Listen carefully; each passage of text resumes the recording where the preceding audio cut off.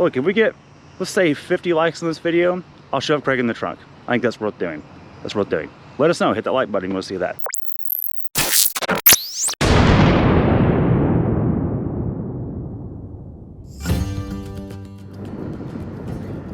Hello and welcome to the Texas Truck Channel. My name is Brian and right here is it. This is the Ford Lightning Platinum Edition. And yes, what makes the Lightning special is this plug right here. As most of you will probably know, this is a dual motor, fully electric truck. There is no hybrid component to it. Ford does have a power boost option available on the traditional 150, but this is the Lightning, it's back. A little bit of history. SVT used to make the first Lightning, Gen 1 and Gen 2. Those were street trucks. They were gasoline powered and they were the fastest thing at the time. And when the Raptor was developed under SVT, they decided not to go for a street truck theme because the truck was so heavy and the power plants were not advanced enough. They decided they couldn't be faster than the Gen 2 Lightning, so they went with the off-road theme. Now, obviously, powertrains have come a long way since then, and we have gotten past that now. But Ford has played a trick. They've gone for the street truck theme. This is not off-road themed at all. And they played a little trick with the Lightning Bolt since it's EV. That's pretty cool. I think it's an interesting marketing ploy, and I think it's worked quite well. This does have different tailgates, has different tail lights. And being the Platinum model, this has 22-inch wheels. I'll be honest with you, we've driven the Pro and the Platinum, and I'm here to tell you that the Pro probably rides a little bit better. It has not 22s, it's got 20s on it, so much more appropriate. You do get the full-length running board on here as a part of the Platinum. So you also get this added lip on the back that allows you to step on it if you need to get up into the bed for anything. You can do that right here. Get right in. Out back, it is traditional Ford truck. This one's a spray and bed liner. You also have the power release tailgate. And more importantly than anything else, you've got the power supply here. And we've all seen the ads. This is the, oh, you can power your house off the grid for 4 days kind of thing. They've got independent breakers here. If they do trip, you can reset them right there by pressing that button. That's pretty cool. The better trick that Ford's forgetting is that the power boost can do that as well, except that you can put gas in it and keep it going if the power really is off for more than 4 days. So pretty cool.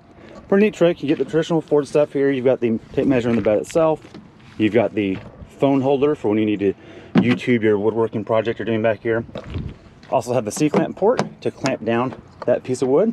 And what I like a lot is the push button in the back for the bed lights. That's pretty handy. At night, that matters, helps a lot. These are removable bed hooks, all as well. Everybody wins. And of course, tie downs, AKA bottle openers on both sides of the tailgate. Now, this is an electric close as well because we have the Platinum model.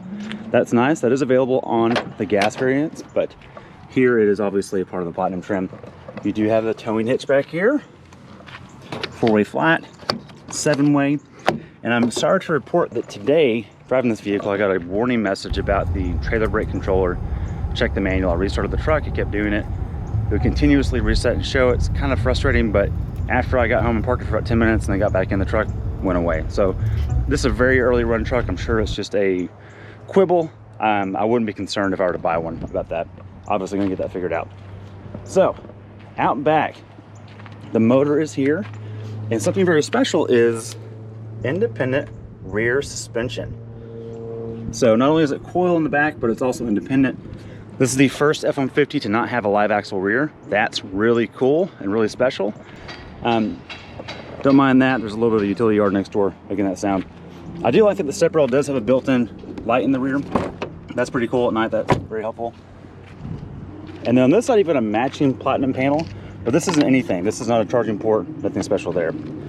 As far as interior goes, being the Platinum, it has everything. Platinum mats. You have seats that are super cool. The back upper panels are actually ratchetable. You can ratchet it in and out and reset it. So you can set how far you want your upper support. You have complete massage seats. You have the collapsing shift knob and workstation. So you can put your laptop here, eat your Chick-fil-A, do whatever it is you do with the workbench. The seats are massaging. You press this middle button right here, and it has about 10 different ways that it can make your life better. You'll also notice that we have the full flat front seats. The idea being here is that if you do stop to charge your truck on the side of the road, on the side of the road at a charging station. You can take a full-on nap. Look at that. Pretty neat. Also, Bang & Olufsen stereo. There are speakers in this headrest. That is awesome. The stereo is very good in here. No complaints. Full panoramic sunroof. No complaints there. Because it's an F-150, there's a ton of room, meaning that you can put 3 car seats wide in the rear seat. That's pretty neat. Good luck finding a sedan to do that for you, or mid-size crossover.